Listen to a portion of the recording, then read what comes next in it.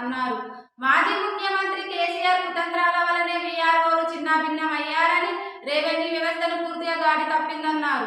Hyderabad office లోని media plus centre లో జరిగిన తెలంగాణ వీఆర్ఓలు జేఏసీ రాష్ట్ర సదస్సులో ఆయన మాట్లాడారు. వీఆర్ఓల వ్యవస్థ రద్దు చేయడం వంటి తప్పుడు చర్య కక్ష సాధింపు, ఏకపక్ష నిర్ణయం అని విమర్శించారు. వీఆర్ఓలు లేకపోవడంతో రాష్ట్రంలో విలువైన భూములు అన్యాక్రాంతం అయ్యాయన్నారు.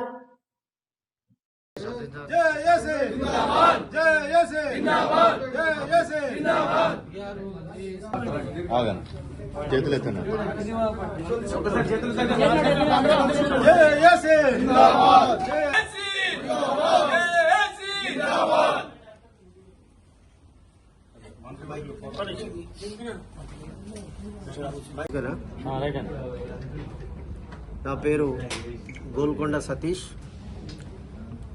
Telangana village revenue officers joint action committee chairman. నాతో పాటు తెలంగాణలో అన్ని జిల్లాల ముఖ్య నాయకులు మరియు రాష్ట్ర జేఏసీ నాయకులు ఈరోజు Telangana village revenue officers joint action state కాన్ఫరెన్స్లో పాల్గొన్న అన్ని జిల్లాల ముఖ్య నాయకులు మరియు వారితో పాటు స్టేట్ జేఏసీ నాయకులు పాల్గొన్నారు. ముఖ్యంగా ఈ రాష్ట్రంలో రద్దయినటువంటి వీఆర్ఓల సమస్యల గురించి ఈ యొక్క స్టేట్ కాన్ఫరెన్స్ను ఏర్పాటు చేయడం జరిగింది. ఈ స్టేట్ కాన్ఫరెన్స్లో నూతనంగా ఏర్పడ్డవంటి ప్రజాప్రభుత్వం, ఆ ప్రజాప్రభుత్వాన్ని తీసుకొచ్చినటువంటి మహానీయులు, గొప్ప నాయకుడు మా ముఖ్యమంత్రి రేవంత్ రెడ్డి గారికి శుభాకాంక్షలు తెలియజేస్తా ఉన్నాం. అదేవిధంగా రెవెన్యూ శాఖ మంత్రివర్యులకు కూడా అలాంటి మంత్రి గారిని రెవెన్యూ శాఖకు కేటాయించడం కూడా మేము చాలా హర్షం వ్యక్తం చేస్తా ఉన్నాం. ఆనాడు గత ప్రభుత్వం మాజీ ముఖ్యమంత్రి చంద్రశేఖరరావు గారు తీసుకున్న నిర్ణయం వలన, అనాలోచితమైన నిర్ణయం తీసుకోవడం వలన ఈరోజు రాష్ట్రంలో 5,485 మంది వీఆర్ఓల యొక్క భవిష్యత్తు 10 సంవత్సరాలు వెనుకకెళ్లిందని చెప్పేసి నేను మీడియా ముఖంగా తెలియజేస్తా ఉన్నా.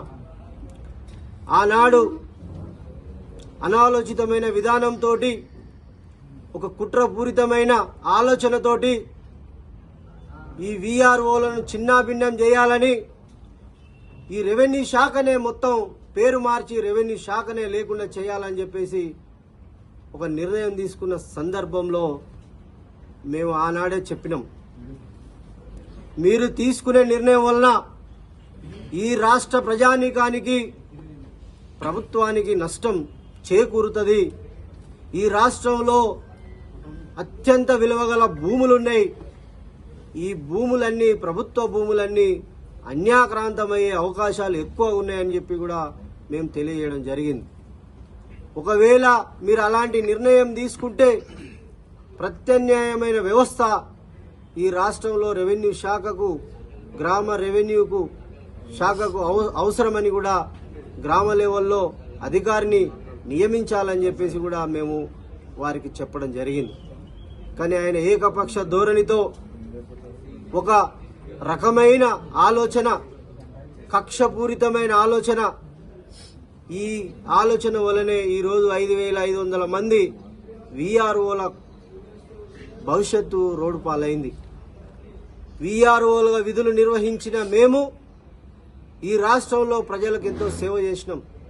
విలువైన ప్రభుత్వ భూములను కాపాడగలిగినాం, ప్రభుత్వ ఆస్తులను కాపాడగలిగినాం. ప్రభుత్వం ఏ సంక్షేమ పథకాల్ని ప్రవేశపెట్టినా ప్రజలకు తీసుకెళ్లి సంపూర్ణ అమలుకు పాటుపడ్డాం. మేము ఇలాంటి పాటుపడ్డ వీఆర్ఓలను చెడు ఉద్దేశంతో రద్దు చేసి ఈరోజు ప్రభుత్వ భూములన్నీ కూడా అన్యాక్రాంతంకు కారకుడైనటువంటి మాజీ ముఖ్యమంత్రి. ఈ మాజీ ముఖ్యమంత్రి విధానాల వలన ఈ రాష్ట్రంలో ఉన్నటువంటి ఖరీదైన ప్రభుత్వ భూములన్నీ కబ్జాదారుల చేతుల్లోకి వెళ్ళిపోయినాయి. మేము ఎన్నిసార్లు చెప్పాం. గత ప్రభుత్వంలో ఎంతో మంది మంత్రులను కలిశాం, ఉన్నత అధికారులను కలిసినాం, ముఖ్యమంత్రిని కూడా కలవడానికి ఎన్నిసార్లు ప్రయత్నం చేసినా ఆయన మా మాట వినకుండా ఆయన చేసే పని చేసాం. మేము ఆనాడే అనుకున్నాం, ఇలాంటి ముఖ్యమంత్రి ఈ రాష్ట్రంకి ఉంటే ఎప్పటికైనా మనకు మంచి జరగదు, ఈ రాష్ట్రం అభివృద్ధి జరగదని చెప్పేసి గత మాజీ ముఖ్యమంత్రి గారు చేసిన విధానాలను మేము ఎండగట్టడంలో ప్రయత్నం చేసినాం. వారికి దానికి అనుగుణంగానే ప్రజలు ఇచ్చిన తీర్పు ప్రజానీకానికి తల ఉంచవలసిందే. ప్రజలు ఇచ్చిన తీర్పు ప్రజాప్రభుత్వాన్ని తీసుకురాగలిగిందని చెప్పేసి అందులో మేము భాగస్థులమని చెప్పేసి మేము తెలియజేస్తా ఉన్నాం. ఇప్పుడు వచ్చిన ప్రభుత్వం ప్రజాప్రభుత్వం. ఈ ప్రజాప్రభుత్వంలో మా గౌరవ ముఖ్యమంత్రి గారు రేవంత్ రెడ్డి గారు ఎంతో మనసున్న నాయకుడు. మా రెవెన్యూ శాఖ మంత్రివర్యులు ఎంతో గొప్ప నాయకుడు.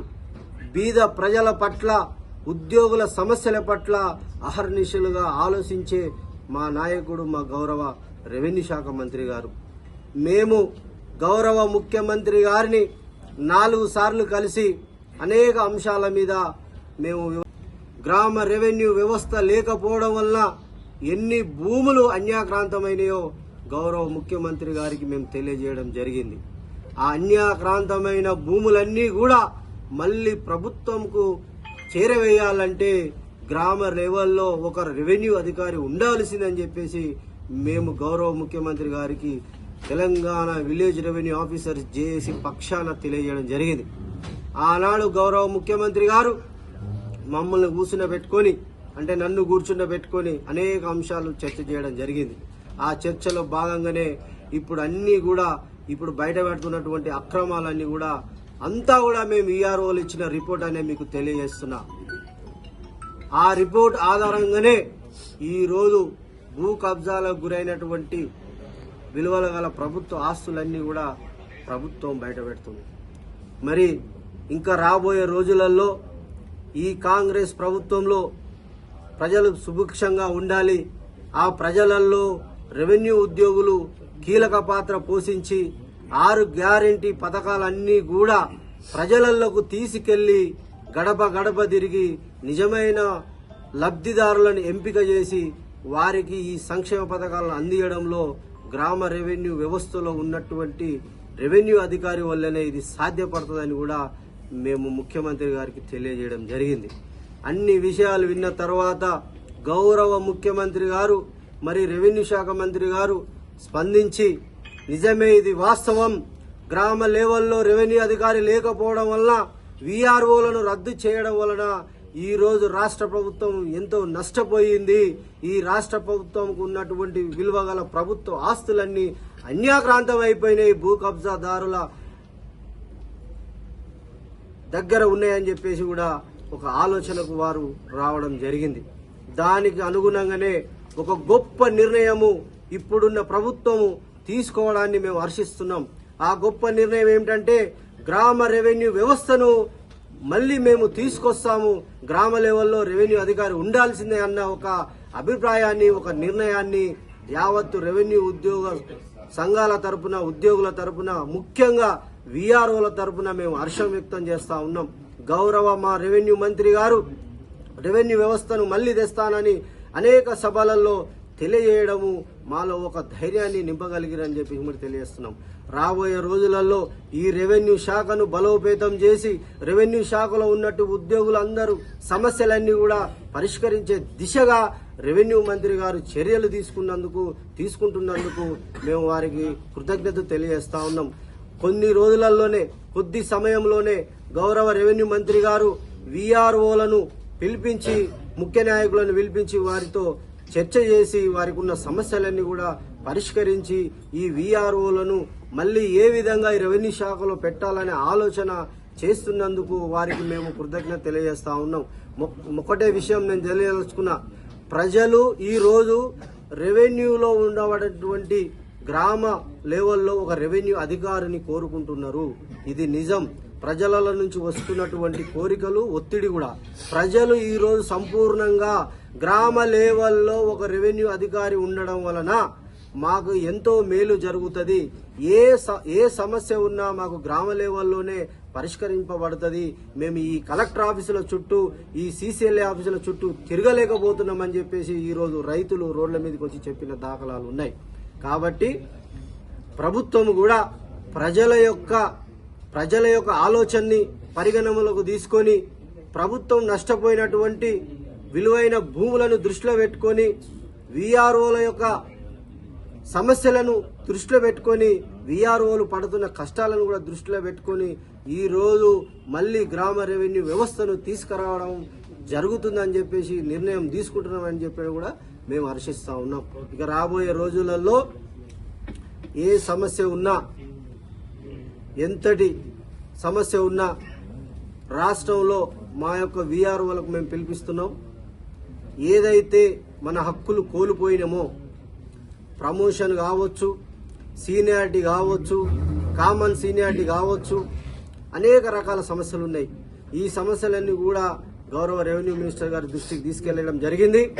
మేము ప్రభుత్వానికి ఒకటే రిక్వెస్ట్ చేస్తా ఉన్నాం.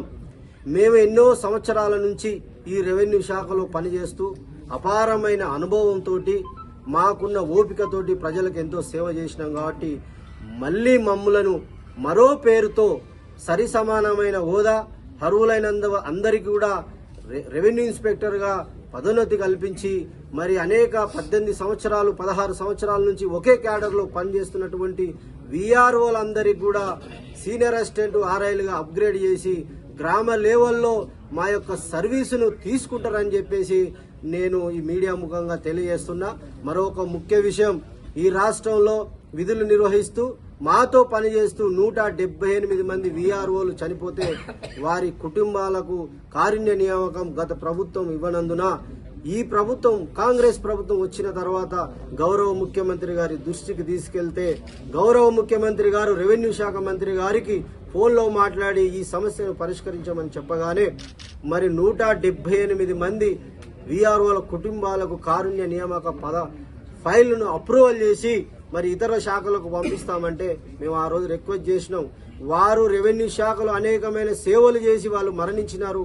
మరి వారి వారసులకు రెవెన్యూ శాఖలోనే ఉద్యోగం ఇస్తే చనిపోయినటువంటి వారికి ఆత్మశాంతి చేకూరుతనగానే వారి యొక్క మంచి అనుకూలమైన మనసుతో స్పందించి 178 మందిని రెవెన్యూ శాఖలోనే కొనసాగే విధంగా నేను ఉత్తర్వులు జారీ చేస్తానని చెప్పేసి రెవెన్యూ శాఖ మంత్రి వర్గాలు చెప్పడము చాలా సంతోషకరమని తెలియజేస్తుంది.